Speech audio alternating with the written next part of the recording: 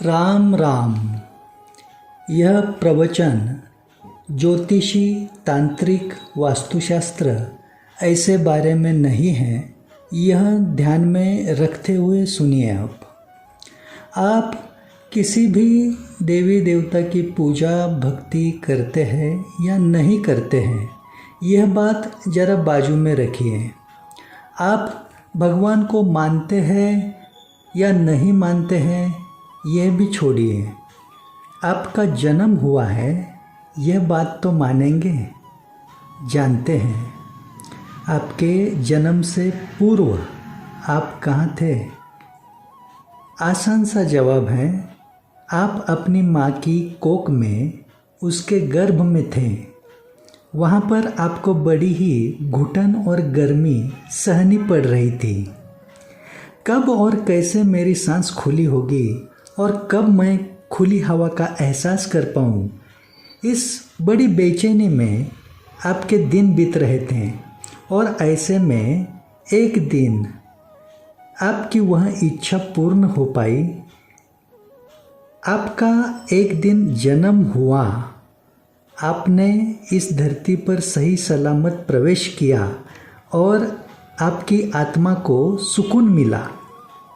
इसमें आपके माता पिता केवल एक माध्यम ठहरे, लेकिन एक ऐसी अद्भुत शक्ति ने आपके ऊपर कृपा बनाई थी, जिसकी एहसानों तले ही ये जिंदगी आपको मिली है। उस शक्ति का नाम है आपके कुलदेवता। मतलब आपके कुलदेवता के कृपा से ही आपका जन्म दिवस यानी आपको अपना बर्थडे निश्चित मालूम हो सका है। और आगे चलकर वही दिन आपके जीवन में आनंद उत्सव के रूप में मनाया जाना आरंभ हो चुका है। यही आपके जीवन का सबसे बड़ा सच है। लेकिन कुलदेवता के कृपा से ही जैसे जैसे आगे आपकी समझ और बुद्धि बढ़ती गई, आप अलग अलग देवी देवता चुनने लगे, खोजने लगे, कई जगह से अलग अलग सुनने लगे, अलग अलग देखकर वैसा ही करने लगे। एक बात तो अभी भी आपके समझ में नहीं आ रही है कि और कितना सुनते रहेंगे और देखते रहेंगे आप। हर बार हर कोई अलग ही बताता और दिखाता है। ऐसे में आपको अपने कुल का जो मूल है, अपने कुल देवता, उनके बारे में ठीक से ज्ञान ही नहीं हो पा रहा है।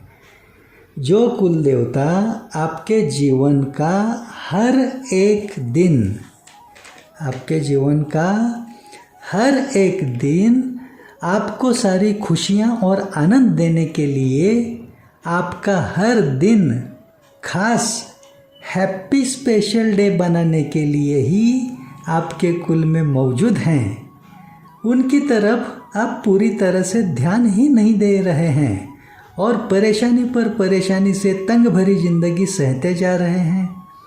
इसी बात को पूरी विस्तार से आपको कुछ समझाने और आपकी मदद करने हेतु आज का यह प्रवचन बता रहे हैं आप सभी भाई बहनों को। इसे ध्यान से संपूर्ण सुनकर समझने का प्रयास कीजिए, क्योंकि कुल देवता को प्रसन्न रखना हर किसी के लिए क्यों जरूरी है। कुल देवता आपके लिए क्या क्या कर सकते हैं, और सिर्फ 10 मिनट का समय देकर अपने कुल देवता को बड़ी आसानी से कैसे प्रसन्न एवं संतुष्ट किया जा सकता है, इसके बारे में सभी रहस्य जो आपको पता ही नहीं है, वह सब विस्तार से इस प्रवचन में आप सुनने वाले हैं। अभी आपके मन में ऐसा सवाल जरूर आ सकता है, यह प्रवचन बताने में मेरा स्वयं का कौन सा फायदा छुपा हुआ है, और यह प्रवचन सुनने के बाद आपको क्या फ़ायदा होने वाला है। ऐसे सवाल के जवाब हेतु पहले मेरा क्या फ़ायदा है इसमें यह अवश्य बताता हूँ। इस प्रवचन के माध्यम से खुद के लिए प्रतिष्ठा, प्रसिद्धि, कीर्ति पाना या स्वयं का नाम बनाना, खुद मशहूर होना, खुद के लिए पैसा कमाना, किसी से खुद के चरण स्पर्श करवा के लेना या किसी का गुरु बनने की कोशिश करना, इस तरह का हेतु बिल्कुल भी नहीं है। खुद एक अच्छा शिष्य बन पाना ही इतना कठिन कर्म होते हुए किसी का गुरु बनने की सोच को मैं अपने मन को छूने भी नहीं देता। वह काबिलियत, पात्रता मेरे गुरुदेव के पास थी। भले ही अभी वह मोक्ष प्राप्त अवस्था में लीन हो चुके हैं, लेकिन उनके पीछे भी मैं उनका एक अच्छा शिष्य बना रहूं, उनकी गद्दी का सम्मान करते हुए कुछ तो लोक कल्याण का सत्कर्म करते हुए चलता रहूं, जिससे गुरुदेव को खुशी मिलती रहे। मुझसे इसी कोशिश में मुझको जो गुरु कृपा से सत्व प्राप्त हुआ है, उसके द्वारा आप लोगों के प्रति आपकी जीवन की समस्या मुक्ति में कुछ तो काम आ पाऊँ, ऐसी सोच से यह सेवा कार्य का प्रयास करके मैं अपने गुरुदेव को लोक कल्याण के मेरे कर्म की गुरु दक्षिणा अर्पण करने का थोड़ा बहुत आनंद पाना, यही मेरा स्वयं का फायदा इस प्रवचन द्वारा होने वाला है। यह बात बिना छुपाए खुल के और विस्तार से मैंने आपको बताई है। अभी यह प्रवचन संपूर्ण सुनने के बाद सुनने से आपको क्या फ़ायदा होगा, यह भी विस्तार से बताता हूँ। जरा ध्यान से सुनिए।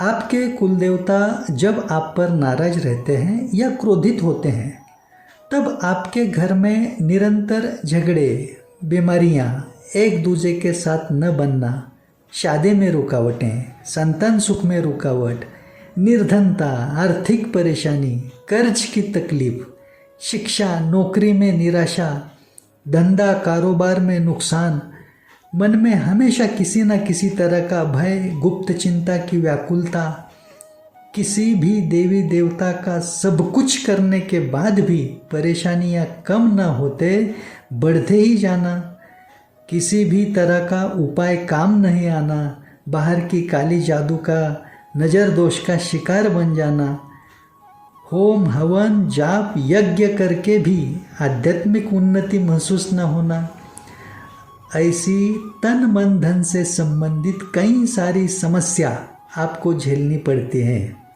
ऐसे हालात में अपना 10 मिनट का समय बिताकर अपने कुलदेवता को कैसे प्रसन्न रखा जाता है और उनकी ही कृपा से शीघ्र ही कैसे हर एक आनंद आसानी से पाया जाता है, इसका राज, इसका रहस्य आप विस्तार से जानेंगे और आपके पूरे परिवार का कल्याण होगा।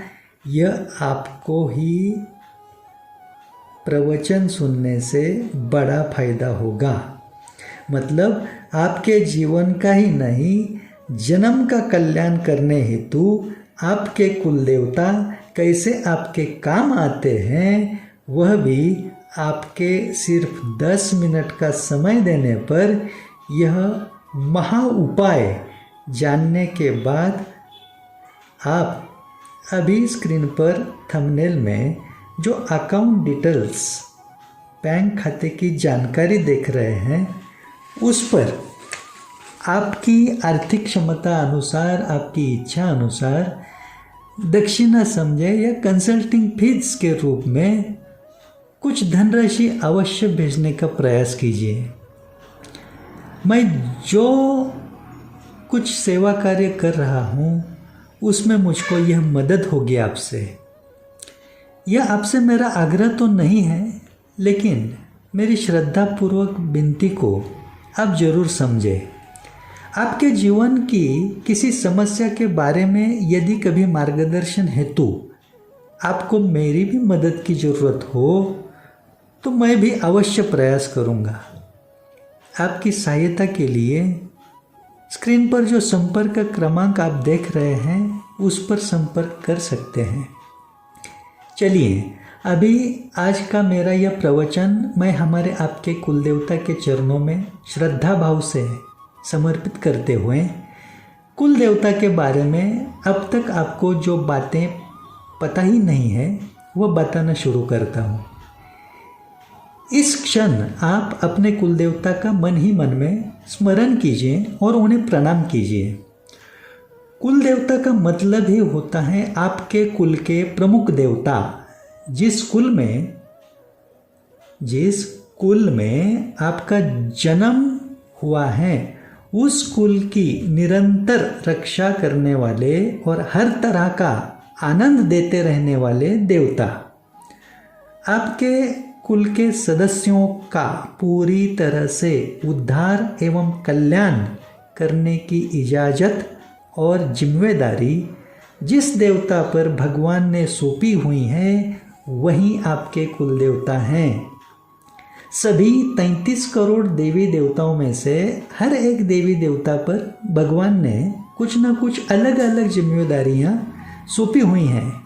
जैसे कि सूर्यदेव के पास संपूर्ण सृष्टि को प्रकाशमान ऊर्जा और चैतन्य प्रदान करने की जिम्मेदारी है। चंद्रदेव सबको शीतलता देते हैं। पवन देव सभी जीवात्मा को प्राणवायु निरंतर देने की जिम्मेदारी निभाते हैं। वरुण देव सबको जल देकर जीवन चलायमान रखते हैं। उसी तरह से आपके कुल का उद्धार करने की और आपको सभी प्रकार का सुख एवं आनंद देने की जिम्मेदारी विधाता ने आपके कुल देवता को ही दी हुई है। यह बात आप हमेशा ध्यान में रखने का प्रयास करें। आप इस धरती पर जन्म लेने से पहले से ही आपके कुल देवता यहाँ पर मौजूद हैं। मतलब आपके जन्म के पूर्व से ही आपका अपने कुल देवता के साथ रिश्ता जुड़ा हुआ है। यह बात आपको कभी भी भूलनी नहीं चाहिए।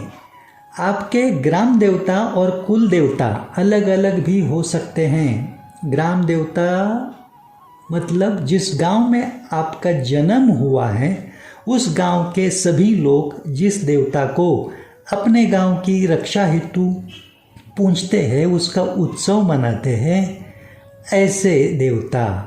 और आपके कुल के कुल देवता आपके माता पिता द्वारा, बड़े बुजुर्गों द्वारा आपको आसानी से समझ में आते हैं। इसलिए आपको ग्राम देवता और कुल देवता में जो अंतर है वह समझना भी उतना ही आवश्यक है। कुल देवता के अलावा आपकी श्रद्धा किसी अन्य देवी देवताओं पर जरूर हो सकती है, लेकिन अन्य कोई भी देवी देवता आपके कुल देवता की जगह नहीं ले सकते। और आपके कुल देवता आपके लिए जो कर सकते हैं वह कर नहीं सकते। यह हमेशा याद रखना।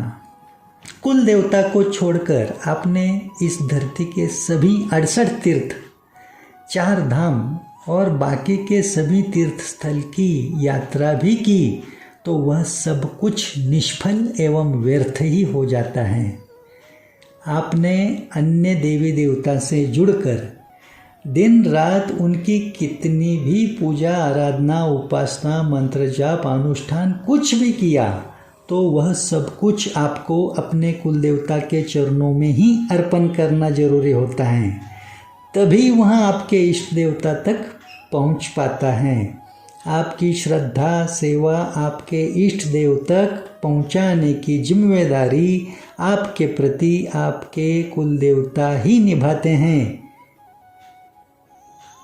यह काम आप स्वयं प्रत्यक्ष नहीं कर सकते एवं ऐसा करने पर आप आपकी भक्ति में जितना आगे चलते रहेंगे उतनी ही आपको परेशानी और मुसीबतों में बढ़ोतरी का अनुभव होने लगता है।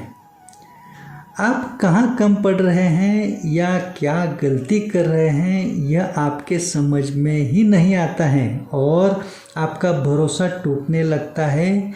इसलिए बाकी का कुछ आपसे हो ना हो, लेकिन अपने कुल देवता को हमेशा खुश रखने का प्रयास आपको करना ही चाहिए। तभी आप अपना जीवन आनंद से भरा हुआ महसूस कर पाते हैं। आप शायद देव दोष, देव शाप, देव ऋण इसके बारे में जानते ना हो, लेकिन किसी समस्या से परेशान होकर किसी ज्योतिषी या तांत्रिक के पास जाने की सोचते हैं, नहीं तो अपने वास्तु को ही दोष देने लगते हैं। ऐसे में एक बात जरूर ध्यान में रखना कि आपके लिए सबसे बड़े ज्योतिषी और तांत्रिक आपके खुद के कुल देवता ही हैं, क्योंकि वह आपका नसीब भी बदलने की क्षमता रखते हैं। आपके जीवन में अगले क्षण में आपको मिलने वाला सुख एवं दुख सिर्फ आपके कुल देवता के ही हाथ में है। आपके जन्म कुंडली का कोई भी दोष, किसी भी ग्रह नक्षत्र की पीड़ा, दशा, महादशा एवं ढैया, साढ़े साती अथवा वास्तु दोष आप पर तभी हावी होते हैं और तकलीफ पहुंचाते हैं जब आपके कुल देवता आप पर नाराज रहते हैं। कुल देवता को संतुष्ट रखना क्यों जरूरी है, यह बात आपको थोड़ी बहुत तो समझ आ ही जाएगी धीरे धीरे। सिर्फ यह प्रवचन आखिर तक संपूर्ण सुनने का प्रयास करना। आपने कभी न कभी एक बात जरूर अनुभव की होगी, जब भी आपके किसी मंगल कार्य में, शादी समारोह में या किसी होम हवन यज्ञ में अथवा किसी तरह की पूजा, नवग्रह की पूजा एवं वास्तु पूजा जैसा कोई भी शुभ कार्य हो, उस समय संबंधित पंडित जी, गुरुजी सर्वप्रथम आपके कुल देवता का ही आवाहन करते हैं। इसका मतलब ऐसा है कि इस धरती के कोई पंडित जी भी आपके लिए आपके कुल देवता के बिना कुछ भी नहीं कर पाते, कुछ भी कर नहीं सकते। इतनी बड़ी महत्ता और ज़रूरत कुल देवता की होते हुए भी कुछ लोगों को तो खुद के कुल देवता ही मालूम नहीं है। इस बात से मन बड़ा दुखद होता है। अपने घर के, दुकान के एवं कार्यालय के पूजा घर में कुछ लोग कई सारे देवी देवताओं का संग्रह बनाए रखते हैं। ठीक है, हर किसी की श्रद्धा पर निर्भर होता है। चाहे कुछ भी आपको आश्रय सिर्फ एक ही स्थान का जरूरी है। ध्यान से सुनना, चाहे कुछ भी हो, आप चाहे कुछ भी करो, आपको आश्रय सिर्फ एक ही स्थान का जरूरी है और वो कायम रखना है, और वो स्थान है आपके कुलदेवता के चरण। वर्तमान के कलयुग में सच्चा भक्त बनना कठिन कर्म है। आपकी दिनचर्या में व्यस्तता की वजह से भक्ति करने, पूजा आराधना करने भले ही समय ना मिलता हो, सिर्फ अपने मन से निरंतर अपने कुलदेवता के चरणों में आश्रित बने रहना और पूरे दिन में सिर्फ 10 मिनट का समय निकालकर एक काम करना, इसके बारे में मैं आगे जिक्र करके बताने वाला हूँ। जो कुल देवता आपके सांसों के असली मालिक हैं, स्वामी हैं, उनकी महिमा जितनी बताऊं उतनी कम ही है। फिर भी इस प्रवचन के माध्यम से आपको जितना हो सके उतना कम से कम समय में मैं समझाने का प्रयास कर रहा हूँ। त्रेता युग में जब रावण ने सीता माता को कपट नीति से लेकर जाने का कुकर्म किया था, तब सीता माता की खोज करने का प्रयास करते समय श्री हनुमान जी को उनके मार्ग में समुद्र की, सागर की रुकावट सामने आई थी। सुग्रीव महाराज ने उन्हें सुझाव दिया था कि उड्डान विद्या का इस्तेमाल करें और सागर को लांघकर आगे बढ़ें। लेकिन कई बार कोशिश करने के बाद भी बजरंगबली को हवा में उड्डान करना ही मुमकिन नहीं हो पा रहा था और वह बड़े ही चिंताग्रस्त हुए थे। उस वक्त जाम्बुवंत महाराज जी ने श्री हनुमान जी को उनके कुल देवता का स्मरण करने के लिए याद दिलवाया था और वही बात हनुमान जी भूल गए थे। जैसे ही अपने कुल देवता का मतलब वरुण देव का हनुमान जी ने स्मरण किया, तुरंत ही उन्हें हवा में उड्डान करके समुंदर को लांघ कर जाने में सफलता मिली थी। इससे यह बात आपके समझ में आई होगी कि श्री हनुमान जैसे रामदूत चिरंजीवी देवता भी अपने कुल देवता के बिना सफलता हासिल नहीं कर पाते, तो हम और आप जैसे आम जीवात्मा कैसे सफल हो सकते हैं। अभी आप पूछेंगे, दादा यदि कुलदेवता ही सर्वश्रेष्ठ एवं महत्वपूर्ण हैं तो अन्य देवी देवता का हम जो कुछ भी करते हैं वह सब व्यर्थ ही चला जाता है क्या? इसके जवाब हेतु एक ही बात को ध्यान में रखना है कि आप श्रद्धा भक्ति से बाकी जो कुछ भी करते हैं और यदि मन से अपने कुल देवता को समर्पित करते हैं तो वह व्यर्थ नहीं जाएगा। उन इष्ट देवी देवता की भी कृपा आपके कुल देवता के माध्यम से ही आप पर बरसती रहेगी। वैसे देखा जाए तो बाकी सभी देवी देवता भी आपका उद्धार करने में सक्षम हैं, वह कमज़ोर नहीं हैं। लेकिन वैसी इजाज़त एवं जिम्मेदारी विधाता ने आपके कुल देवता को ही दी हुई हैं, इस बात को कभी भूलना नहीं है। अभी बड़े ही गंभीर रहस्य की तरफ मुड़ते हैं थोड़ा, जो आपके कुलदेवी के बारे में है। मैंने पिछले कई सालों से एक बात अनुभव की है। मुझसे मिलने आने वाले भाई बहनों में से 90% लोग तकरीबन बड़े आत्मविश्वास के साथ बोलते हैं कि दादा हम हमारे कुलदेवता का सब कुछ करते हैं। हर साल उनके स्थान पर यात्रा उत्सव मनाने, दर्शन करने एवं उन्हें भोग चढ़ाने भी जाते हैं, लेकिन फिर भी समस्या परेशानी बढ़ती ही जा रही है जीवन में। तब समझ में आता है कि ये ज़्यादातर लोग अपनी कुल देवी को अज्ञानतावश नज़रअंदाज करते हुए जी रहे हैं। कुल देवता अपने पिता हैं तो कुल देवी अपनी माता है। माता और पिता दोनों की शरण लेने से ही परिपूर्णता आती है। एक बात को अपने दिल और दिमाग में कायम चिपका कर रखना, अपने जीवन में हर तरह के आनंद की पूर्णता कुल देवी के हाथ में ही है। हर किसी का भाग्योदय कुल देवी के हाथ में ही है। कुल देवी अपनी माता हैं, अपनी शक्ति हैं, और शक्ति के बिना तो स्वयं शिव भी अधूरे हैं। शिव में ई की मात्रा ही शक्ति है। इसे हटाए ना तो शिव भी शव है। शव का मतलब होता है प्रेत। इससे ध्यान में आता है कि शक्ति के बिना पूर्णता ही नहीं है।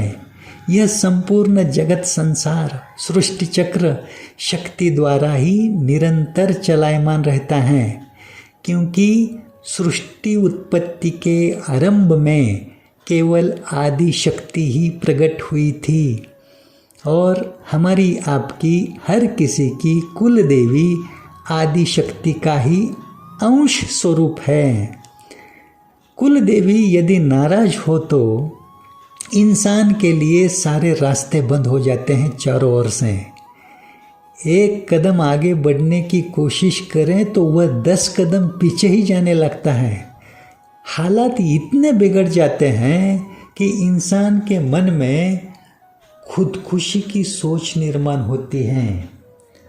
और सबसे बड़ी बात तो यह है कि यदि किसी की कुलदेवी पिछले कई पीढ़ियों से नाराज ही चलती आ रही हैं, तो वह इंसान भगवान से दूर ही रहता है। वह भगवान को ना मानने वाला बनता है। वह अंधविश्वास, अंधश्रद्धा का शिकार बनता है, लेकिन श्रद्धा भाव उसके मन को छूता भी नहीं है। जन्म दिवस, शादी समारोह, शादी की सालगिरह एवं अन्य किसी भी तरह के आनंद उत्सव में पास में का धन फिजूल में खर्च करेगा। धन कम गिरे तो कर्ज ऋण लेकर आनंद उत्सव मनाने की कोशिश करेगा, लेकिन दान धर्म के पुण्य कर्म करते समय बहुत सोचेगा। दैवी कृपा पाने से वह हमेशा चूकता रहेगा और धीरे धीरे परेशानियों में घिरा रहेगा। आप सिर्फ इतना ही ध्यान में रखिए कि आज आपके पास खूब सारा धन, संपदा, प्रतिष्ठा, मान, रुतबा, सम्मान है, लेकिन वह सब कुछ कितने समय काल रखना है, यह सिर्फ और सिर्फ आपकी कुलदेवी के हाथ में ही होता है। वैसे ही आपकी हर तरह की इच्छा पूर्ति की पूर्णता भी कुलदेवी के हाथ में ही है। अभी सबसे महत्वपूर्ण बात सुनिए। जिनके ऊपर कुलदेवता और कुलदेवी दोनों भी नाराज, क्रोधित रहते हैं, उनका खुद के हक का मकान मतलब घर नहीं बन पाता। उनको किराए के घर में जीवन बिताना पड़ता है। यदि पिछले जन्म के पुण्य फल द्वारा उन्हें बड़ा और आलीशान मकान भी नसीब हुआ, तो वह किसी न किसी वजह से ज़्यादातर घर से दूर ही रहेंगे। घर में उन्हें मन शांति नहीं महसूस होगी। नींद आने हेतु भी नींद आने की दवा गोली का सहारा उन्हें लेना पड़ता है। किसी न किसी बुरी आदत, बुरी लत के वह शिकार बन जाते हैं। और हंसी की बात तो यह है कि अभी इस प्रवचन के माध्यम से कल्याण हेतु मैं जो कुछ भी समझाने की कोशिश कर रहा हूँ, वह बात ही उनकी समझ में नहीं आएगी। उनके दिमाग में तुरंत आएगा या ऐसा कुछ नहीं होता। उन्हें अपने कुलदेवता कुलदेवी के बारे में यकीन ही नहीं आएगा। लेकिन इस कलयुग के जीवन का सबसे बड़ा सच यह है कि जिनके ऊपर कुलदेवता और कुलदेवी दोनों भी बड़े खुश एवं प्रसन्न रहते हैं, वह लोग अपनी कल्पना से ज़्यादा हर तरह के आनंद में झूमते हुए जीवन की मिठास अनुभव करते हैं, और वो भी निरंतर। और उन्हें देखने वाले सोचते रहते हैं कि ये लोग तो भगवान का कुछ करते भी नहीं हैं, फिर भी इनके पास सब कुछ खुशहाली भरा ही नज़र आता है। यह इतना सारा आपकी समझ में भी नहीं आया तो चलेगा। सिर्फ इतना समझ के चलिए कि आपके कुलदेवता कुलदेवी ही चमत्कार के स्वामी हैं। इसलिए आपको जैसा आपका मोबाइल सबसे ज़रूरी चीज़ है ना, उससे भी कई गुना ज़्यादा आपके लिए कुलदेवता और कुलदेवी ही हैं। यह इस जीवन का अंतिम सत्य है और यह आपको सदैव स्मरण में रखना ही होगा। और अपने कुलदेवता कुलदेवी को केवल पूरे साल में उनके यात्रा उत्सव के दिन ही नहीं, बल्कि हर रोज प्रसन्न एवं संतुष्ट करने का प्रयास करना ही पड़ेगा।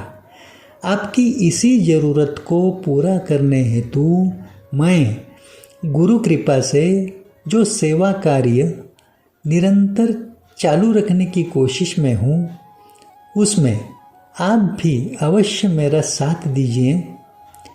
इस प्रवचन का वीडियो ज़्यादा से ज़्यादा लोगों में शेयर करते रहिए, यह विनती है आपसे।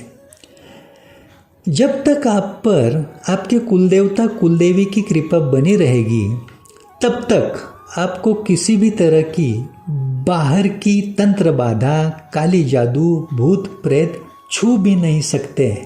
परेशानी तो बहुत दूर की बात हो गई।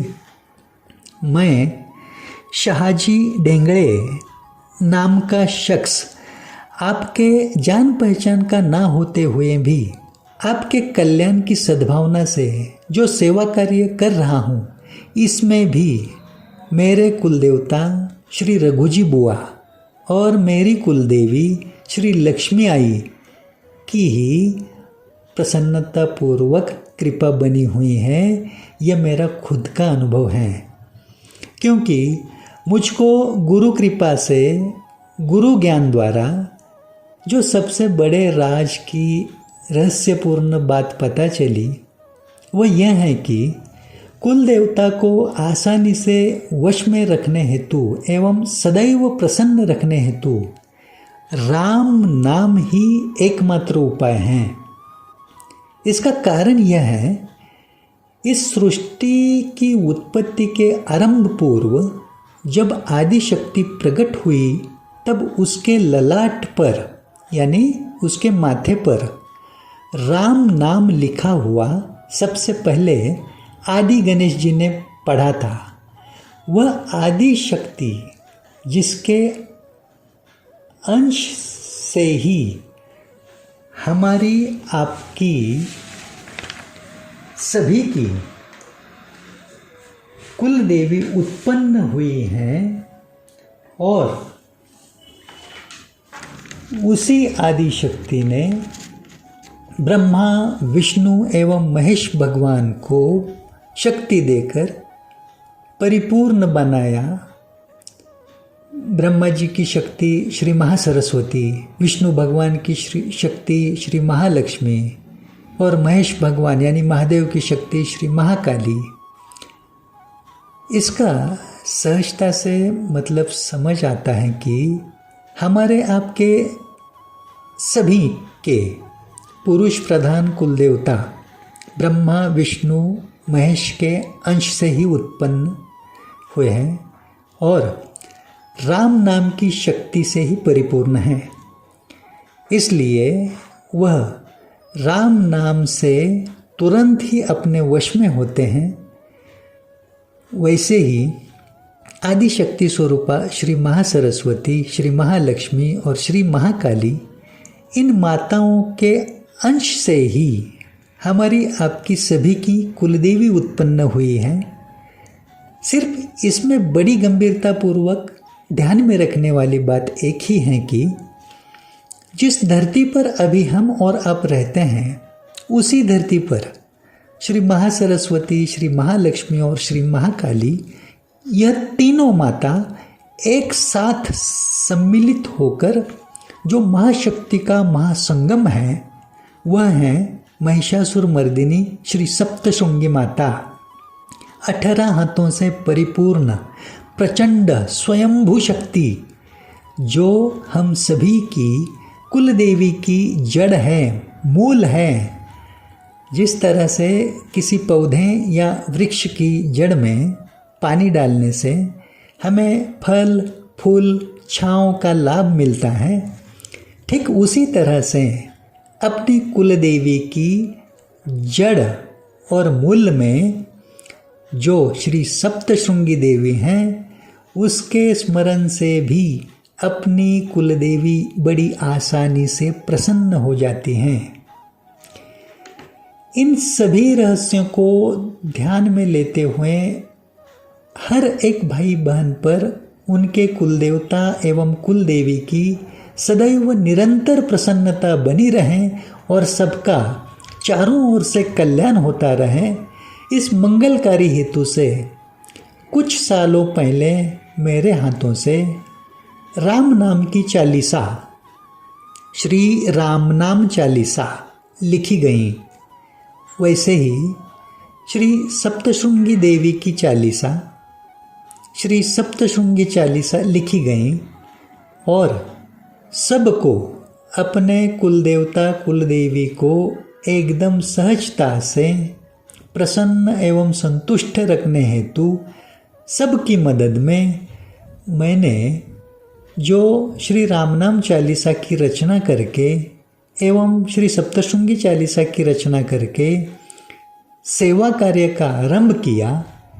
इस सत्कर्म के स्वरूप में अपने गुरु चरणों में मेरी गुरु दक्षिणा अर्पण करने का मेरा प्रयास करते हुए अभी मैं आप तक पहुंचा हूं।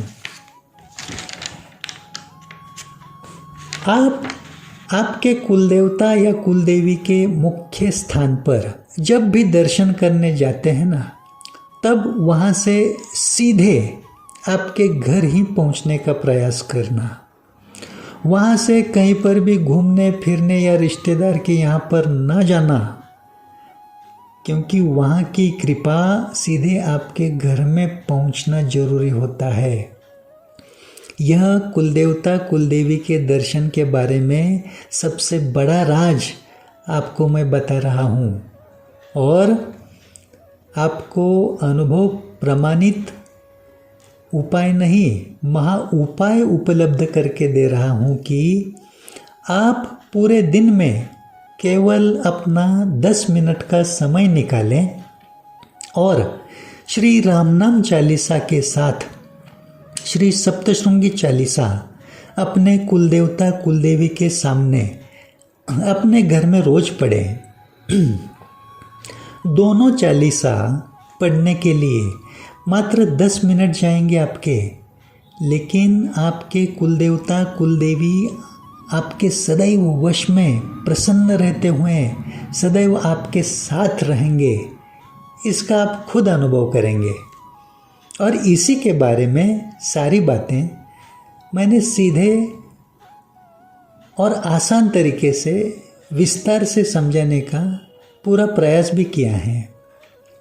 आपको श्री रामनाम चालीसा एवं श्री सप्तशृंगी चालीसा यह दोनों पुस्तिका प्रसाद स्वरूप में मुफ्त में आपके घर के पते पर भी प्राप्त हो पाएगी। आप सिर्फ आपको स्क्रीन पर अभी जो संपर्क क्रमांक नज़र आ रहे हैं ना, वहाँ पर संपर्क कीजिए। आप अपने जीवन में कुछ खास दिन जैसे आनंद उत्सव के साथ मनाते हैं ना, उसी तरह श्री रामनाम चालीसा एवं श्री सप्तशृंगी चालीसा अपने कुलदेवता कुलदेवी को रोज सुनाकर कुलदेवता डे आनंद से मनाते रहें। फिर देखना, आप जो चाहते हैं वह होने लगेगा दैवी कृपा से। मैं सबके कल्याण हेतु ये दोनों चालीसा की पुस्तिका प्रसाद स्वरूप में पिछले कुछ सालों से निरंतर हर घर में मंदिरों में बांटने का सेवा कार्य चालू रखने के प्रयास में हूँ। इसके सबूत देखने हेतु आप YouTube पर हमारे चैनल अवश्य देख सकते हैं। चैनल के नाम है श्री नवनाथ सत्वतीर्थ, इस नाम से एक चैनल है। राम नाम महिमा सेवा मंडल इस नाम का दूसरा YouTube चैनल है और राम नाम महिमा सेवा मंडल इसी नाम से फेसबुक पेज और इंस्टाग्राम पर भी आप देख सकते हैं। भक्ति टीवी 9 इस नाम का तीसरा यूट्यूब चैनल है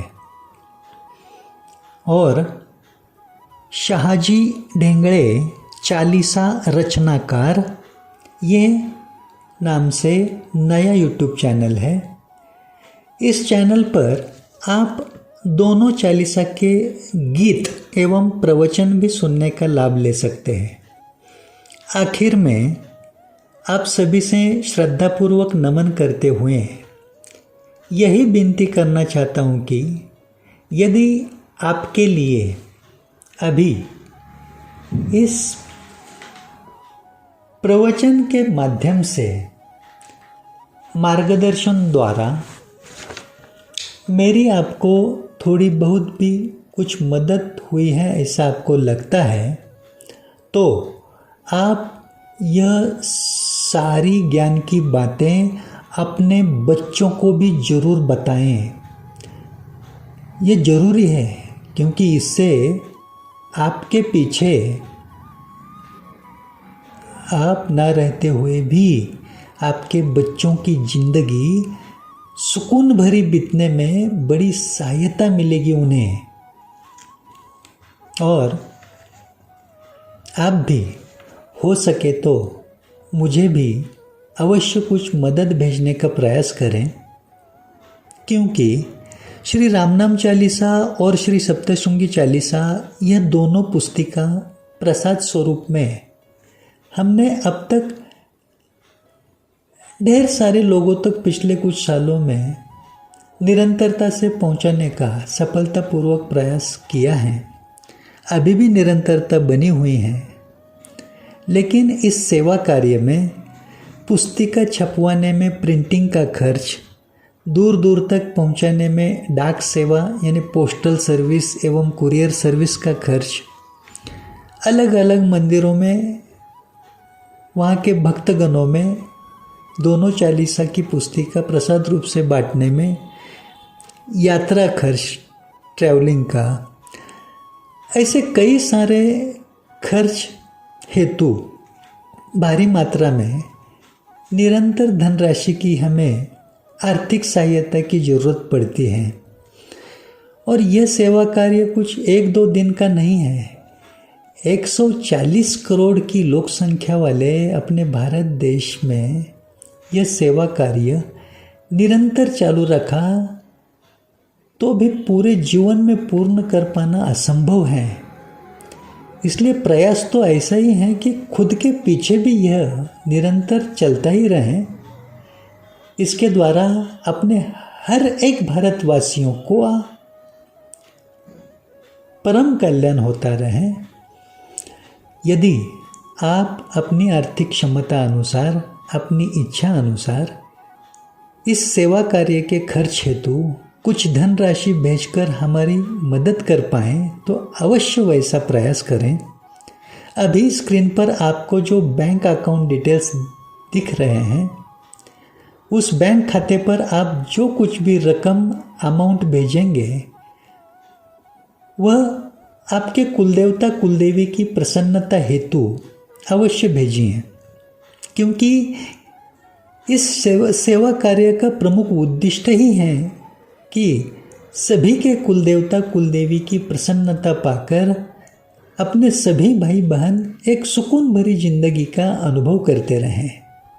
इसलिए मेरा आज का यह प्रवचन भी हमारे आपके सभी के कुल देवता कुल देवी के चरणों में समर्पित करते हुए आपसे कुछ मदद की उम्मीद रखकर अभी इस प्रवचन को विराम देता हूँ।